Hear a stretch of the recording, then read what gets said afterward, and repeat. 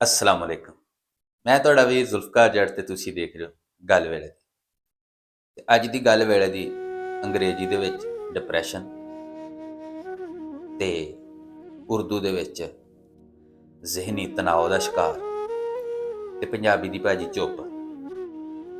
ਗੱਲ ਇਹ ਵੇ ਪੰਜਾਬੀ ਦੇ ਵਿੱਚ ਨਾ ਤੇ ਡਿਪਰੈਸ਼ਨ ਦਾ ਕੋਈ ਉਸ ਤਰ੍ਹਾਂ ਦਾ ਨਾਂ ਹੈ, ਇਹਦਾ ਖਾਸਮ ਖਾਸ ਨਾਂ ਹੈ ਵੇ ਚੁੱਪ।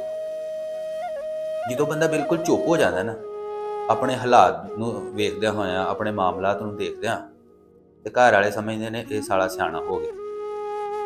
ਹਾਲਾਂਕਿ ਉਹ ਸਿਆਣਾ ਨਹੀਂ ਹੁੰਦਾ, ਉਹ ਆਪਣੇ ਉਹ ਰੀਤੀ ਰਿਵਾਜ ਜਾਂ ਸੋ ਕਾਲਡ ਜਿਹੜਾ ਉਹਦੇ ਤੇ ਭਾਰ ਪਾਇਆ, ਫੈਮਿਲੀ ਨੇ ਪ੍ਰੈਸ਼ਰ ਪਾਇਆ ਹੁੰਦਾ, ਉਸ ਪ੍ਰੈਸ਼ਰ ਨੂੰ ਲੈ ਕੇ ਉਹ ਦੜ ਵੱਟ ਜਾਂਦਾ ਹੈ, ਉਹ ਚੁੱਪ ਕਰ ਜਾਂਦਾ ਹੈ, ਤੇ ਲੋਕ ਉਹਨੂੰ ਇਹ ਕਹਿੰਦੇ ਨੇ ਲਓ ਜੀ ਇਹ ਸਿਆਣਾ ਹੋ ਗਿਆ। ਉਹ ਸਿਆਣਾ ਨਹੀਂ, ਬੇਸਿਕਲੀ ਉਹ ਹੋ ਗਿਆ ਹੁੰਦਾ ਡਿਪਰੈਸ਼ਨ ਦਾ ਸ਼ਿਕਾਰ। ਤੇ ਗੱਲ ਇਹ ਕਰਾਂਗੇ ਕਿ ਜਨਾਬ ਜਦੋਂ ਬੰਦਾ ਬਹੁਤ ਜ਼ਿਆਦਾ ਡਿਪਰੈਸਡ ਹੁੰਦਾ ਹੈ, ਜਦੋਂ ਫਰਸਟ੍ਰੇਸ਼ਨ ਦਾ ਸ਼ਿਕਾਰ ਹੋ ਜਾਂਦਾ ਹੈ, ਜਾਂ ਜਦੋਂ ਉਹਦਾ ਜ਼ਿਹਨ ਜਿਹੜਾ ਨਾ ਉਲਝ ਜਾਂਦਾ, ਭੌਂ ਹੋ ਜਾਂਦੀ ਹੈ ਨਾ, ਜਦੋਂ ਉਹਨੂੰ ਕੱਖ ਸਮਝ ਨਹੀਂ ਆਉਂਦਾ ਹੁਣ ਮੈਂ ਕੀ ਕਰਾਂ। ਇਹ ਦੋ ਹੀ ਗੱਲਾਂ ਹੁੰਦੀਆਂ, ਜਾਂ ਤੇ ਉਸ ਟਾਈਮ ਉਹਨੂੰ ਕੋਈ ਐਸਾ ਬੰਦਾ ਚਾਹੀਦਾ ਹੁੰਦਾ ਹੈ ਜਿਹੜਾ ਉਹਦੇ ਨਾਲ ਗੱਲ ਕਰੇ, ਤੇ ਜਾਂ ਫਿਰ ਉਹ ਸਾਲਾ ਗਾਲਾਂ ਕੱਢਦਾ।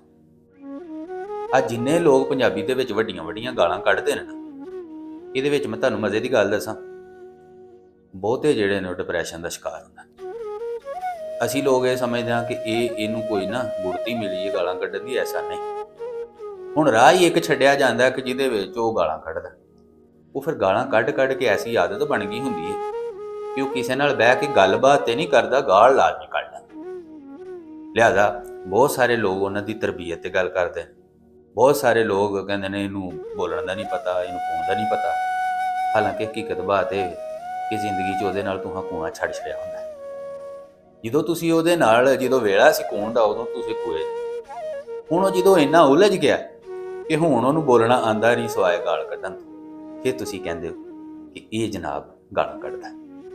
ਲਿਹਾਜ਼ਾ ਗੱਲ ਇਹ ਵੇ ਕਿ ਇਸ ਮਸਲੇ ਦਾ ਹੱਲ ਇਹ ਹੀ ਬੁਨਿਆਦੀ ਤੌਰ ਤੇ ਕਿ ਇਨਸਾਨ ਇੱਕ ਸੋਸ਼ਲ ਐਨੀਮਲ ਹੈ, ਯਾਨੀ ਸਮਾਜੀ ਜਾਨਵਰ ਹੈ। ਇਹ ਜਬ ਤੱਕ ਗੱਲਬਾਤ ਨਾ ਕਰੇ ਤਬ ਤੱਕ ਇਹ ਜ਼ਿੰਦਾ ਨਹੀਂ ਰਹਿ ਸਕਦਾ।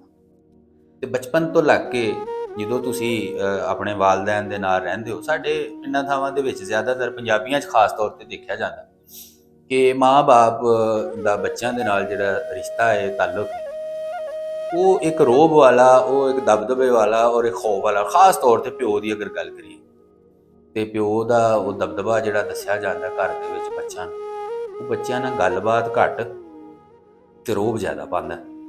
ਫਿਰ ਇੱਕ ਵੇਲਾ ਆਉਂਦਾ ਕਿ ਉਹੋ ਹੀ ਗੱਲਾਂ ਉਹ ਬੱਚੇ ਦੇ ਅੰਦਰ ਵੀ ਟਰਾਂਸਫਰ ਹੋ ਗਈਆਂ ਹੁੰਦੀਆਂ, ਉਹ ਆਪਣੇ ਆਪ ਨੂੰ ਇੱਕ ਵੱਖਰੀ ਦੁਨੀਆ ਦਾ ਹੀ ਮਰਦ ਸਮਝਦਾ। ਤੇ ਜਦੋਂ ਇਕੱਲਾ ਹੀ ਹੋ ਜਾਂਦਾ ਹੈ, ਇਕੱਲਾ ਹੀ ਉਹ ਜ਼ਿੰਮੇਦਾਰ, ਇਕੱਲਾ ਹੀ ਉਹ ਜਨਾਬ ਮਰਦ ਔਰ ਇਕੱਲਾ ਹੀ ਉਹ ਸਾਰਾ ਕੁਛ, ਤੇ ਇਕੱਲਾ ਤੇ ਸਿਆਣੇ ਲੋਕ ਕਹਿੰਦੇ ਨੇ ਸ਼ਾਲਾ ਰੁੱਖ ਵੀ ਨਾ ਹੋ, ਕਿਉਂਕਿ ਇਕੱਲਾ ਰੁੱਖ ਵੀ ਜਿਹੜਾ ਨਾ ਉਹ ਵੀ ਸੜ ਪੁੱਜ ਜਾਂਦਾ।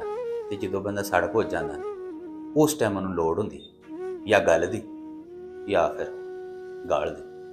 ਲਿਹਾਜ਼ਾ ਬਿਹਤਰ ਇਹ ਵੇ ਕਿ ਅਗਰ ਤੁਸੀਂ ਚਾਹੁੰਦੇ ਹੋ ਕਿ ਉਹ ਜਿਹੜਾ ਇਕੱਲਾ ਹੋਇਆ ਨਾ ਉਹ ਗਾਲਾਂ ਨਾ ਕੱਢੇ, ਫਿਰ ਉਹਦੇ ਨਾਲ ਗੱਲ ਕਰੋ, ਤੇ ਗੱਲ ਵੀ ਉਹ ਕਰੋ ਜਿਹੜੀ ਉਹ ਸੁਣਨਾ ਚਾਹੁੰਦਾ। ਦੁਨੀਆ 'ਤੇ ਜਿਸ ਕੋਨੇ ਤੇ ਵੀ ਹੱਸਦੇ ਰਹੋ, ਵਸਦੇ ਰਹੋ। ਆਪਣੇ ਇਸ ਜੱਟ ਵੀਰ ਨੂੰ ਇਜਾਜ਼ਤ ਦਿਓ। ਰੱਬ ਰੱਖਾ।